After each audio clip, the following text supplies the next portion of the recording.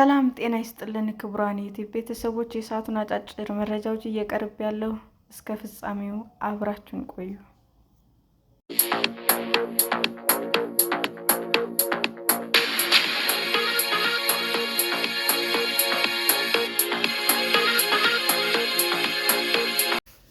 በትግራይ የአርሶ አደሮችን ቤት በመከራየት የሕክምና አገልግሎት እንዲሰጥ መወሰኑን የክልሉ ጤና ቢሮ አስታወቀ።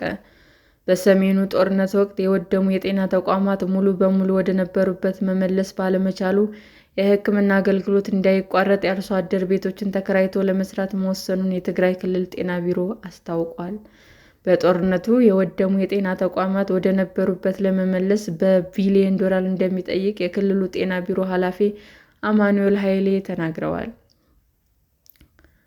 ኃላፊው ይህንን የተናገሩት ሐሙስ ጥቅምት 6 ቀን 2017 ዓ.ም ከጃፓን መንግስት የተሰጡ 3 የአምቡላንስ ተሽከርካሪዎችን ድጋፍ በተረከቡበት ወቅት ነው። ድጋፍ የተደረገው በጤና ሚኒስቴር በኩል ሲሆን ዓላማውም በሰሜኑ ጦርነት ወቅት የወደመውን የድንገተኛ ሌሎች የሕክምና አቅርቦት ለማሳደግ ነው ተብሏል። አምቡላንሶች በአዳዲኢሮ፣ ዳጋ አርቪና ፍራዌን ለተባሉ ሆስፒታሎች የተሰጡ መሆኑን የተናገሩት ኃይሌ ከአምቡላንሶች በተጨማሪ የሕክምና ቁሳቁሶች ድጋፍ መደረጉንም ገልጸዋል።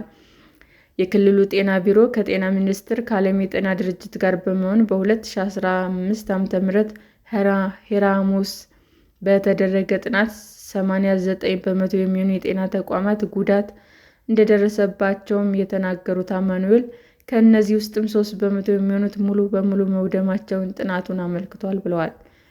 በጤና ተቋማት ከነበሩ የሕክምና ዕቃዎች 99 በመቶ የሚሆኑት ላይ ጉዳት መድረሱን የተናገሩት ኃላፊው ጉዳት ከደረሰበት ውስጥ 72 በመቶ የሚሆኑት ከፍተኛ ሲሆን 27 በመቶ የሚሆኑት የሕክምና ዕቃዎች የመውደም አደጋ እንደደረሰባቸውም በጥናቱ መረጋገጡንም ጠቁመዋል።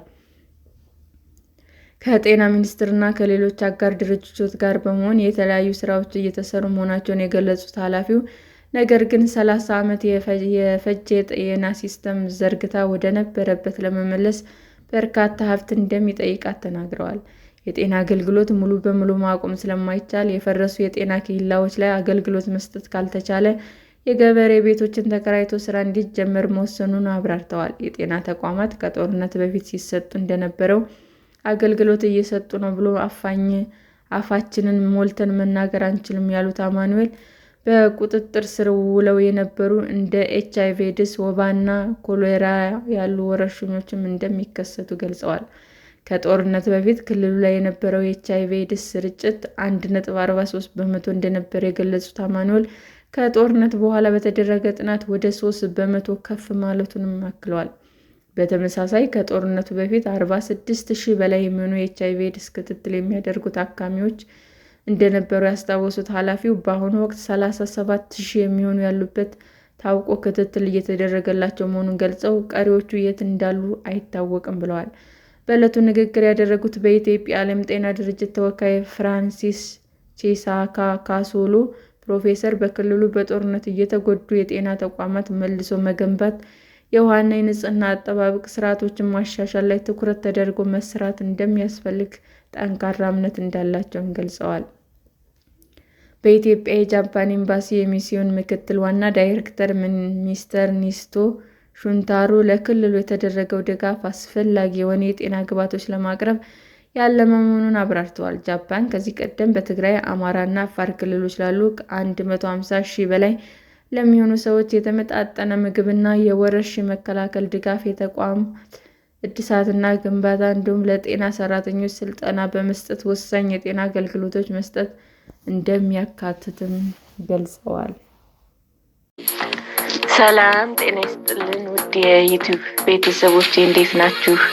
አዲስ ጀማሪ ነኝና ሰብስክራይብ ያደረጋችሁ አበረታቱኝ። አመሰግናለሁ። ክቡራን የዩቲዩብ አድማጮቻችን ለሰዓቱ ያቀረብኩላችሁ አጫጭር መረጃዎች ይህንን ይመስል ነበር። በሌላ መረጃ እስክንገናኝ ሼር፣ ላይክ፣ ሰብስክራይብ እንዲሁም ቢቀርብልን የምትሉት መረጃ ካለ ኮሜንት እያደረጋችሁ ቸር ቆዩን።